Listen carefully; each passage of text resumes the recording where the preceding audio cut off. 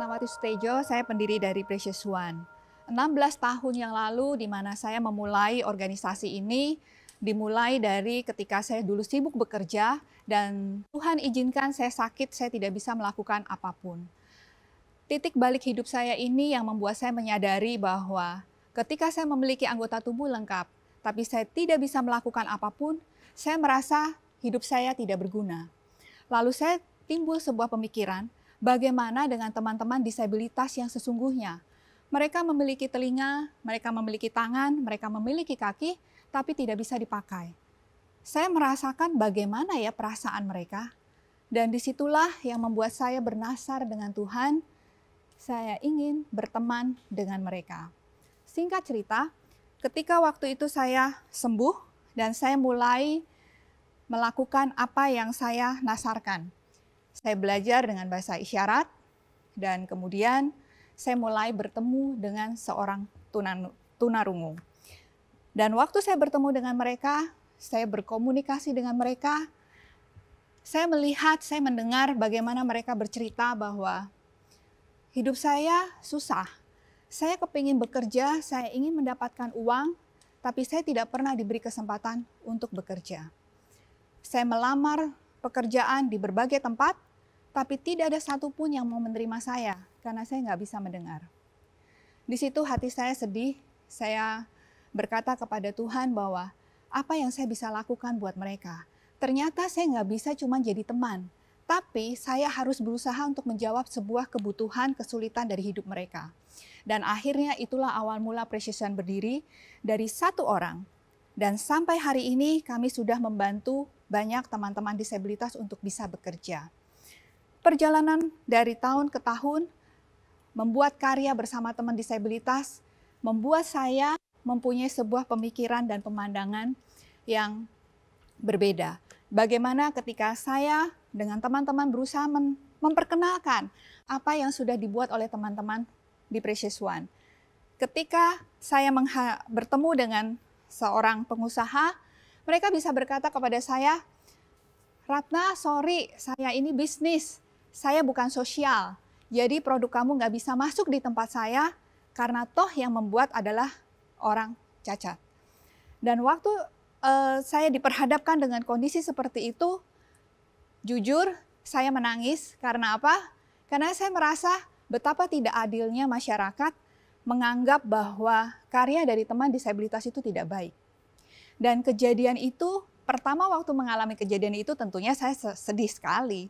Tapi setelah saya merenungkan, saya berkata, saya bertekad bahwa ternyata kami Precious One bukan hanya menciptakan lapangan pekerjaan buat teman-teman disabilitas saja, tapi bagaimana kami berjuang untuk mengedukasi masyarakat bahwa di balik karya teman-teman disabilitas ini ada semangat, ada sebuah kisah di mana mereka berjuang untuk bisa meraih masa depan mereka. Dan kejadian itu menyadarkan kami, dan akhirnya kami punya tagline, mengajak masyarakat untuk bangga dengan karya disabilitas. Beberapa tahun yang lalu ada seorang bapak yang memiliki anak Down syndrome. Dia datang ke kantor kami dan bertemu dengan saya dan berkata, Ratna, anak saya mau kerja. Dan waktu saya melihat kondisi anak tersebut, saya berpikir, karena anak Down syndrome atau terbelakang mental memiliki kelemahan di motorik. Salah satunya, dan akhirnya saya berpikir tidak mungkin bekerja menjahit bersama dengan tim Precious One. Tidak mungkin anak ini menggunting atau menghasilkan prakarya, kerajinan tangan bersama dengan tim Precious One. Tapi di sisi lain saya berpikir, bagaimana perasaan orang tua yang kepingin banget anaknya punya masa depan. Dan akhirnya saya diskusi dengan tim, akhirnya kami menemukan sebuah pekerjaan yang mudah dan anak-anak Down syndrome ini bisa lakukan. Yaitu pekerjaan memasukkan sendok dengan tisu ke dalam plastik untuk nasi box. Dan singkat cerita, saya bertemu dengan seorang pengusaha restoran. Saya datang, saya bertemu dan saya bilang, Pak, boleh nggak pekerjaan ini dilakukan oleh anak-anak Down syndrome? Lalu apa yang dikatakan pemilik restoran ini? Dia berkata gini, Ratna, kalau sampai masyarakat tahu bahwa sendok ini dikerjakan oleh mereka, nanti standar restoran kami turun. Saya kaget, kenapa Pak? Karena ini maaf ya, anak-anak Down syndrome ini kan nanti kelihatannya nggak higienis gitu ya. Memang benar, karena anak-anak ini suka menjulurkan lidah, itu ciri khasnya. Dan kadangkala mulutnya terbuka gitu. Tapi akhirnya saya berkata kepada pemilik restoran ini, beri kesempatan kami, kalau kita nggak coba, kita nggak tahu. Dan akhirnya pemilik restoran ini memberikan kesempatan kepada kami sedikit. Kenapa saya bilang sedikit? Karena dia memberikan 3.000. Buat saya sedikit. Kenapa? Karena kebutuhan restoran ini setiap bulan itu waktu itu puluhan ribu. Hampir mencapai ratusan ribu. Sekarang sudah ratusan ribu kebutuhannya setiap bulan. Akhirnya saya belajar setia dan bertanggung jawab dengan yang cuma 3.000 ini. Dari pekerjaan yang sederhana ini, kami mau menyampaikan kepada masyarakat. Kami beri nama program ini namanya I Can Do. Dan pekerjaan ini dengan punya tujuan 2, yaitu memberikan kesempatan buat anak-anak Down syndrome ini bisa bekerja. Dan yang kedua, meningkatkan produktivitas dari anak-anak Down syndrome ini. Dan akhirnya hari ini kami bisa memenuhi ratusan ribu setiap bulan bersama dengan ratusan anak-anak Down syndrome dan autis bekerja di dalam proyek I Can Do ini. Orang tua banyak sekali yang berterima kasih dan merasa senang, dan bahkan anak-anak mereka bisa berkata dengan bangga, hari ini aku bekerja, hari ini aku punya uang, dan mereka bisa menabung, mereka bisa membeli apa yang mereka inginkan. Dan tentunya harapan kami ingin sekali semua pengusaha makanan bisa ikut berkontribusi dengan perkara sederhana ini, perkara kecil ini, dengan memberikan kesempatan untuk mereka bisa melakukan pekerjaan sendok, memasukkan sendok ke dalam plastik ini. Berbicara tentang dunia disabilitas bukan hanya sekedar mereka bekerja, tapi orang-orang disabilitas mereka ada yang dari sejak kecil, dari lahir, mereka bertumbuh, bahkan mereka mengalami proses pertumbuhan atau pergaulan yang mereka alami mungkin sangat sulit. Mereka sering dibully, diejek, bahkan dianggap sebelah mata. Dan melihat sebuah kondisi ini, akhirnya kami menyadari bahwa banyak sekali hal-hal di luar sana yang mereka tidak punya hak. Contoh yang sederhana adalah anak-anak disabilitas untuk bermain. Ketika kita menyadari sekarang bahwa di setiap mall pasti ada tempat bermain. Dan bagaimana ketika seorang anak berkebutuhan khusus, contoh mereka tidak bisa melihat, tunanetra, mereka kepengen punya pengalaman bermain. Apakah bisa? Pasti pengunjung atau petugasnya akan menganggap, emang kamu bisa main ya? Atau bahkan ketika mereka bermain, dipaksakan datang dan melihat anak-anak normal lainnya, mungkin anak-anak normal lainnya akan berkata, apaan sih, emang lu bisa main? Dan akhirnya kami melihat ada sebuah hal yang berbeda. Kami ingin menggabungkannya, kami ingin mengapresiasi anak-anak berkebutuhan khusus ini, dan bertepatan dengan Hari Disabilitas Internasional beberapa tahun yang lalu yang jatuh pada tanggal 3 Desember, untuk pertama kalinya kami Precious One mengadakan acara, kita sebut Special Day for Special Children. Kami mengadakan acara ini dengan tujuan untuk memberikan apresiasi buat anak-anak berkebutuhan khusus di satu kota. Dan kota pertama adalah di kota Semarang. Dan waktu itu saya berpikir begini, saya ingin mengajak 500 anak deh. Ternyata ketika saya datang ke sebuah SLB di kota Semarang, jumlah anaknya 250 anak. Lalu saya berpikir berarti cuman sedikit sekolah yang kami bisa undang gitu. Dan singkat cerita akhirnya kami menambah kuota menjadi 1.000. Dan apa yang terjadi? Saya datangi semua SLB, semua panti yang ada di kota Semarang. Saya bertemu dengan mereka dan saya bilang saya undang kalian, saya undang semuanya. Dan pada hari hanya, Tuhan izinkan saya melihat sebuah kejadian di mana seorang anak tunanetra dibawa oleh pendampingnya. Anak tunanetra ini tidak bisa melihat dan dia hanya bisa mendengar. Hari itu dia tahu bahwa aku diajak main. Dan seumur hidup anak ini nggak pernah punya kesempatan itu. Dan apa yang terjadi? pendampingnya ini mengajak anak ini dan digendong, dinaikkan di sebuah permainan kuda-kudaan yang bisa muter. Lalu dia naik dan saya melihat dari jauh anak ini memeluk kuda ini. Dan apa yang terjadi? Saya nggak tahan karena saya merasa bahwa kalau kita nggak ciptakan kesempatan ini, seumur hidup mereka nggak akan bisa menikmatinya. Paling tidak sekali dalam hidup dia, mereka pernah merasa menjadi seorang anak-anak yang berhak bermain. Dan dari kejadian itulah yang membuat saya berkata kepada Tuhan, saya bilang, Tuhan, saya ingin di setiap kota, anak-anak berkebutuhan khusus bisa merasakan kebahagiaan bermain. Dan perjalanan Precious One ini akhirnya kami sudah mencapai di 7 kota.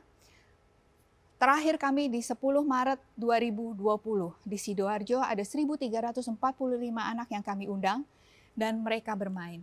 Di setiap kota, Tuhan izinkan saya melihat sebuah kejadian di mana setiap kejadian ini yang selalu membuat saya terus berkata, saya ingin lagi ke kota lain, saya ingin ke kota lain, saya ingin bertemu dengan anak-anak berkebutuhan khusus yang lain untuk mereka bisa juga merasakan kebahagiaan.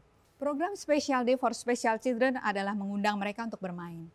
Dan tujuannya tentunya untuk selain memberi kebahagiaan dan juga membuat masyarakat bisa menyadari bahwa ternyata di sekeliling kami, di sekeliling kita adalah ada anak-anak berkebutuhan khusus yang punya hak yang sama untuk bisa bermain. Dan kehidupan mereka seringkali mengalami yang seperti tadi saya katakan, mereka sering mengalami diejek, mereka sering mengalami yang namanya dibully. Ada satu kejadian di mana waktu saya mengisi sebuah training, mempersiapkan orang-orang disabilitas untuk bisa bekerja. Dan waktu itu ada sebuah pertanyaan yang kami sodorkan kepada peserta yang semuanya orang disabilitas. Dan kita berkata, ada nggak sih dari kalian yang pernah dipanggil bukan nama asli kalian? Dan singkat cerita akhirnya kita minta 2 perwakilan dan ada satu anak tunarungu yang dia maju dan dia berkata, saya pernah dipanggil bolot. Waktu saya dengar itu saya sempat terkejut. Saya sempat terkejut karena apa? Saya nggak nyangka. Padahal dia usianya sudah 20 lebih.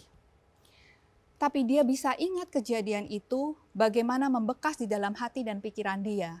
Dia pernah diejek oleh temannya. Dan Bapak Ibu tahu siapa nama asli dari anak tunarungu ini? Namanya adalah Ayu. Memang anaknya cantik, tapi dia diberi label si bolot karena dia nggak bisa mendengar. Dan kejadian ejekan yang terjadi oleh teman-teman disabilitas ini membuat saya gregetan, saya ingin melakukan sesuatu dan saya ingin memutus mata rantai yang sudah putus. Artinya apa? Banyak anak-anak kecil yang sering mengejek, masyarakat yang mengejek orang disabilitas karena mereka nggak tahu bagaimana kehidupan mereka. Demikian juga mungkin teman-teman disabilitas yang merasa bahwa orang-orang di luar sana kerjaannya cuma ngejek gue, kerjaannya cuma menghina dan tidak pernah menganggap hidup saya ada. Dan akhirnya kami memutuskan untuk bagaimana memutuskan ini menjadi sebuah harmoni atau kesetaraan. Dan akhirnya kami memutuskan untuk datang ke sekolah-sekolah, sekolah normal, bukan sekolah disabilitas, untuk kami ajar, untuk kami edukasi sejak dini anak-anak tentang kehidupan orang disabilitas. Dan kami sampaikan kepada anak-anak, hari ini kita normal, kita memiliki anggota tubuh yang lengkap, bukan berarti nggak bisa menjadi disabilitas. Semua penyebab disabilitas banyak, sejak lahir, kecelakaan, salah obat, sakit, dan kita nggak tahu apa yang terjadi dalam kehidupan kita nantinya. Dan kita ajar mereka untuk bersyukur tentang kehidupan mereka dan mereka belajar menghargai kehidupan dari teman-teman disabilitas. Sebuah program yang kami buat untuk mengajak masyarakat mulai memahami tentang dunia disabilitas. I Am a Body, dan program ini kita buat menjadi program digital karena pandemi kami tidak memungkinkan untuk pergi ke sekolah-sekolah atau ke perusahaan. Dan kami sedang persiapkan dan kita berharap semua anak-anak di Indonesia mulai menghargai kehidupan teman-teman disabilitas. Saya percaya bahwa Kehidupan orang disabilitas mereka juga sama berharga, seperti kehidupan saya dan masyarakat semuanya.